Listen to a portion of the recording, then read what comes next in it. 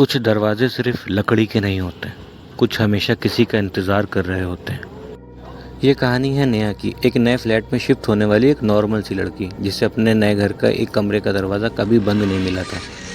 घर नया था, साफ सुथरा था, लेकिन एक कमरा हमेशा आधा अधूरा सा खुला रहता था।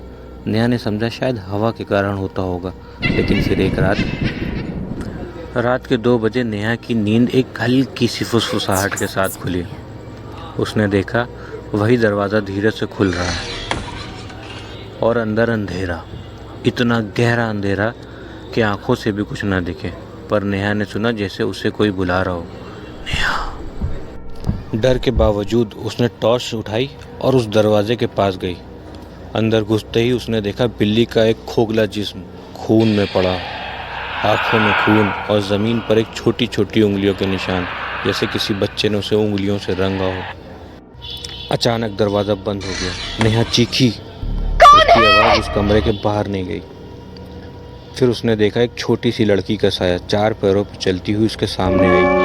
उसकी आंखें लाल थी और मुंह से बस एक ही लफ्ज़ निकला, मेरे घर मत आया कर। अगले दिन जब नेहा को वहाँ देखा गया तो वो उसी कोने में झुकी बैठी थी। उसकी आंखें खून से बह रही थीं और ज़ुबान गायब थी। तब से उस कमरे का दरवाज़ा हमेशा खुला रहता और जो भी उस कमरे के दरवाजे को बंद करने जाता वो वापस कभी नहीं आता। क्या आप कभी ऐसे कमरे में गए हैं जहाँ दरवाज़ा कभी बंद ना होता हो? सोचना ज़रूर।